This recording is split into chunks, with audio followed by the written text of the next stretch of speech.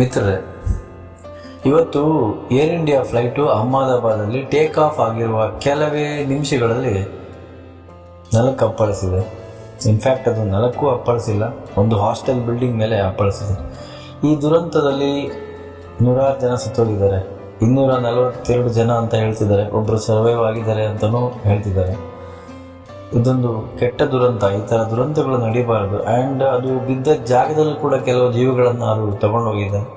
ಒಂದೊಂದು ನ್ಯೂಸ್ ಚಾನಲ್ನವರು ಒಂದೊಂದು ಥರ ಹೇಳ್ತಿದ್ದಾರೆ. ಕೆಲವರು ಹೇಳ್ತಿದ್ದಾರೆ 22-23 ಜನ ಸ್ಟೂಡೆಂಟ್ಸ್ ಹೋಗಿದ್ದಾರೆ ಹಾಸ್ಟೆಲಲ್ಲಿ, ಮೆಸ್ಸಲ್ಲಿ ಇದ್ದವರು ಅಂತ. ಇನ್ನೊಂದು ಕಡೆ ಅದಕ್ಕೆ ಕ್ಲಾರಿಫಿಕೇಶನ್ ಸಿಗ್ತಾ ಇಲ್ಲ. ಅದೇನೇ ಆಗಿರಲಿ,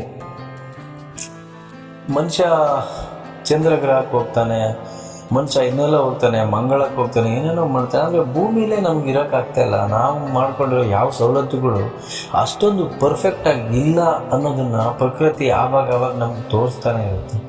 ಬಿಡಿ, ಈ ಥಿಯರೀಸನ್ನು ಹೇಳ್ತಾ ಇದ್ದರೆ ಏನು ಸಮಸ್ಯೆಗೆ ಸೊಲ್ಯೂಷನ್ ಸಿಗಲ್ಲ. ಬಟ್ ಗೊತ್ತಿರೋ ಅದೆಷ್ಟೋ ಜೀವಗಳಿಗೆ, ಅದೆಷ್ಟೋ ಫ್ಯಾಮಿಲಿ ಇದೆ, ಅದೆಷ್ಟೋ ಜನ ಅವರನ್ನೆಲ್ಲ ಅವಲಂಬಿಸ್ಕೊಂಡಿದ್ದಾರೆ. ಅದೆಷ್ಟು ಜನ ಇವತ್ತು ಕಣ್ಣೀರಾಗ್ತಿದ್ದಾರೆ ಅನ್ನೋದನ್ನು ನಮಗೆ ಇಮ್ಯಾಜಿನ್ ಮಾಡೋಕ್ಕಾಗಲ್ಲ. ಸತ್ತವರ ಆತ್ಮಕ್ಕೆ ಶಾಂತಿ ಸಿಗಲಿ. ಸಾರಿ, ನಿಮ್ಮನ್ನು ಉಳಿಸ್ಕೊಳ್ಳುವಷ್ಟು ನಾವು ಈ ಮಾನವ ಜಾತಿ ಬೆಳೆದಿಲ್ಲ. ನಾವು ಬೆಳೆದಿದ್ದೀವಿ ಅಂತ ಅಹಂಕಾರದಲ್ಲಿದ್ದೀವಿ ಅಷ್ಟೇ. ನಿಮ್ಮ ಆತ್ಮಕ್ಕೆ ಶಾಂತಿ ಸಿಗಲಿ. ನಿಮ್ಮ ಕುಟುಂಬಕ್ಕೆ ನೀವು ಇಲ್ಲದೇನೋ ಬದುಕೋ ಶಕ್ತಿ ಬರಲಿ ಅಂತ ನಾನು ಹೇಳ್ಬೋದು. ಬಟ್ ಬರುತ್ತಾ ಗೊತ್ತಿಲ್ಲ. ಬರುವಾಗ ಅವರು ಯಾವ್ಯಾವ ಕೆಟ್ಟ ಪ್ರೊಸೆಸ್ಸಿಗೆ ಹೋಗಿ ಆಮೇಲೆ ಬರಬೇಕು. ಈ ಎಲ್ಲ ದುಃಖದ ಮಧ್ಯೆ ಒಂದು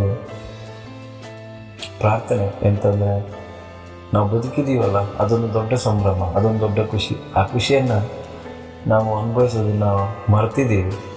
ನಾಳೆಯಿಂದ ಅದನ್ನು ಕಲಿಯೋಣ. Thank you.